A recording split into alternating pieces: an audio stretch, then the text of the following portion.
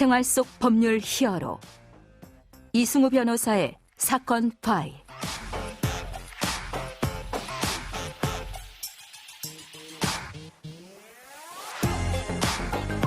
안녕하세요, 이승우입니다. 각종 사건 사고에서 여러분을 구해드리겠습니다. 오늘 열어볼 사건 파일 뉴스컷으로 만나보시죠.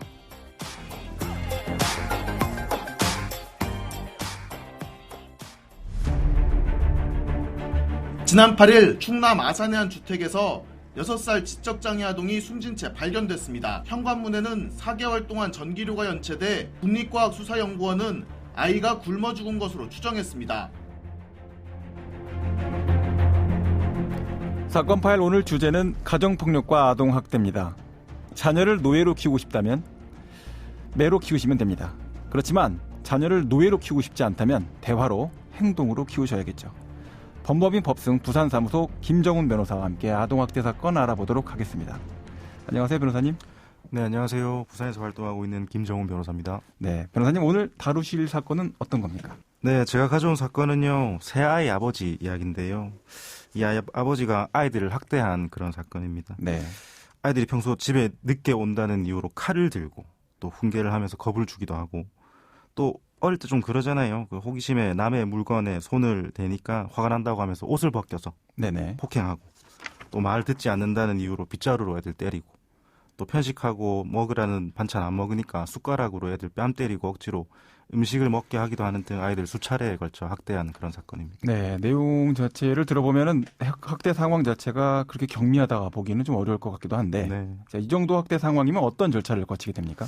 사실 본 사건 같은 경우에는요, 이건 뭐 일종의 훈육의 일종이다라고 네. 봐서 최초에는 가정 내 일인 것으로 판단이 돼서 가정 보호 사건으로 송치가 됐습니다. 네네. 이 보호 사건이라는 게 뭐냐면요, 원래 죄를 짓고 나쁜 짓을 하면 정식 형사재판을 절차를 거쳐가지고 재판을 받고 처벌을 받아야 됩니다. 네네. 근데 가정 내에서 일어난 가정폭력 범죄와 관련된 일이고 뭐 행위의 정도나 당사자의 태도 등에 비추어가지고 환경이나 성행의 교정 등을 통해서 해결될 가능성이 보이는 경우에는 가정보호 사건으로 분류를 해서 가정법원 안에서 보호처분 등을 통해 가지고 건강한 가정을 이룰 수 있도록 돕게끔 하기도 하고요. 또 어떤 경우에는 아동학대랑 관련된 범죄로 처분 등을 통해 가지고 아동을 보호하고 아동이 건강한 사회 구성원으로 성장할 수 있도록 하는 것이 더 바람직한 걸로 보인다. 이렇게 되면 아동보호 사건으로 분류를 해가지고 마찬가지로 가정법원에서 심사를 하고 하는데요. 쉽게 말하면 이런 보호 사건들이랑은 통상의 일반 형사사건보다는 그 정도가 좀 약한 사건이다라고 보시면 되겠습니다. 네, 가정폭력 뭐 이런 여러 가지 문제에 대해서 아동학대 또는 가정폭력 방향 자체가 이제 형사처벌처럼 어떤 과거에 대한 처벌 이것이 목적이 아니다. 오히려 방향은 가정을 지킨다, 아동을 보호한다 이런 쪽으로 이제 가기 때문에 그 목적 자체가 좀 달라서 그런 문제가 생기는 것 같습니다. 네. 자, 가정보호 사건으로 진행됐을 때 상황이 악화되는 경우도 종종 있죠? 네, 많죠. 사실 형사 처벌 안 받는다는 거잖아요. 그래서 그렇습니다. 이렇게 되면은 좀 감사합니다 하고 반성하면서 좀 조심하는 분들이 사실 많이 계신데 사실 이 정도는 처벌받지 않는구나라고 생각을 해가지고 더 좀 심하게 폭행을 하고 이렇게 하는 경우도 많이 있습니다. 오히려 이제 그런 행동 자체가 심각한 것이 아니다. 네. 라고 평가해갖고 더 안 좋은 방향으로 진행되는 경우들도 있다 이런 말씀이신데 그럼 이 사건은 가정보호 사건으로 수사가 잘 진행됐습니까? 이런 보호 사건으로 가게 되면은요. 뭐 어떤 일이 있었는지 조사관으로부터 조사를 받거나 뭐 상담을 받거나 뭐 전문가랑 이야기를 하거나 또 판사가 지정하는 날짜에 출석을 해가지고 절차에 성실히 좀 임해야 되는데요.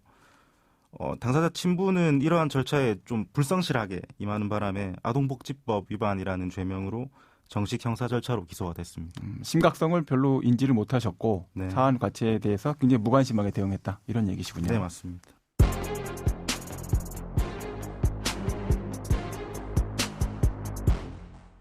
자, 변호사님, 이 사건의 포인트 어떻게 보십니까?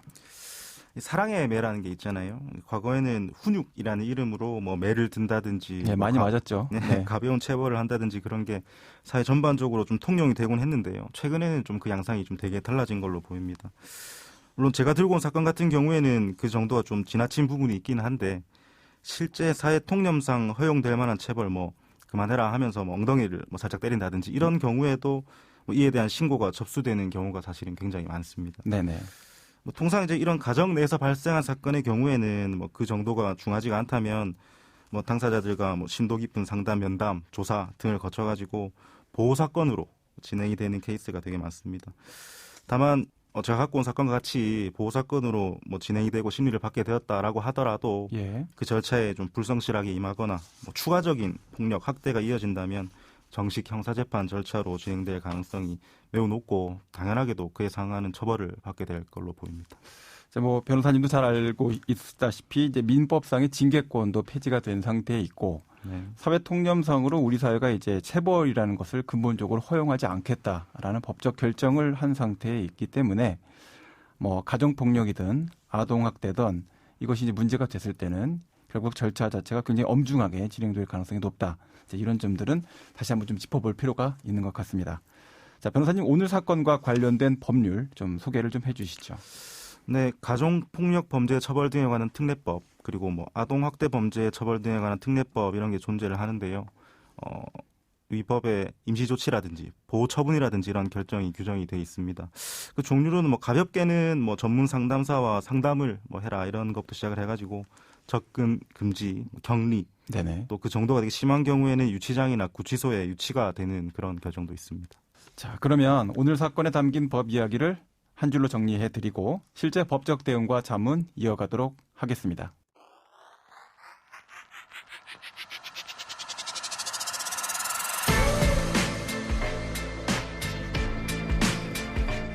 이럴 땐 법대로. 자, 훈육과 아동학대의 차이점, 훈육과 아동학대의 차이점에 대해서 말씀을 드려보도록 하겠습니다. 자, 아동의 인격 발달, 성장, 건강에 필요한 행동이라면 이것은 훈육이라고 볼 수 있습니다. 그렇지만 훈육자의 감정 해소를 위해서 화풀이를 하는 행동이다라고 한다면 그것은 아동학대에 매우 가깝다라고 볼 수 있겠습니다. 예를 들어서 도로로 뛰어들려는 아이를 막기 위해서 손목을 꽉 붙잡아갖고 아이 손목에 멍이 든다. 자, 이것은 훈육이라고 밖에 볼 수가 없겠죠. 그러나 말 안 듣고 장난치는데 정신이 없는 아이를 보면서 너무 화가 나서 손목을 꽉 잡아서 아프게 했다면 이것은 아동학대에 가깝다라고 볼 수 있겠습니다. 힘들 때는 소셜 디스턴싱, 우리가 2년 동안 배운 그것이 도움이 될 겁니다. 감정이 정리되기 전에 잠시 자녀와의 거리를 두는 것. 자, 이렇게 노력하는 부모님들 언제나 화이팅입니다. 자, 오늘 아동학대 사건 다뤄보고 있는데요. 이 사건이 가정 안에서 발생하기 때문에 법적 대응이 까다로울 것 같은데 변호사님 어떻게 우리가 이 부분 대응해 나가야 되겠습니까? 예, 사실 가정 내부의 문제이기 때문에 이걸 좀 법률 문제로 가져오는 게 좀 적절한지에 대한 의문이 있긴 있습니다. 네네. 일단 어떠한 경우라고 하더라도 가족들 간의 대화 그리고 이해 이게 당연하게도 우선이 돼야 될 것이고 또 재발이 결코 되지 않도록 조심하고 주의하고 그렇게 해야 될 것 같습니다. 다만 본 사건과 같이 그 정도가 가볍지 않고 되게 무거운 경우에는 뭐 절차에 성실히 임해야 되는 건 당연하고 또 형사처벌의 대상이 될 수 있기 때문에 뭐 이에 대한 전문가의 조력이라든지 이런 게 필요해 보이고 반대로 피해 아동의 경우에도 접근 금지 조치 등의 임시처분을 활용해가지고 추가적인 범행이나 학대가 이루어지지 않도록 좀 적극적인 대응이 좀 필요해 보입니다. 다만 훈육 과정에서 좀 일어난 사소한 일, 뭐 애가 실제로 잘못을 해서 그 실수한 일에 대해 가지고 진짜로 사랑의 매를 살짝 드는 그런 경우 같은 그런 게 사건화가 되는 경우가 있는데 네네. 그 경우에는 좀 초기 대응이 중요할 걸로 보입니다. 뭐 수사관이나 전담 상담사 등의 도움을 받아가지고 가족들 간의 대화를 통해서 이를 해결하고 또 오해를 풀고 이렇게 하면 어떠한 처분도 하지 않고 사건을 종결하는 불처분 등의 결과를 받을 수도 있을 것 같습니다. 네. 자, 오늘 말씀 고맙습니다. 지금까지 김정훈 변호사와 함께했습니다. 감사합니다, 변호사님. 예, 고맙습니다. 생활 속 법률 히어로 이승우 변호사였습니다. 내일도 사건에서 여러분들을 구해드릴 사건 파일 함께 열겠습니다. 좋은 하루 되세요.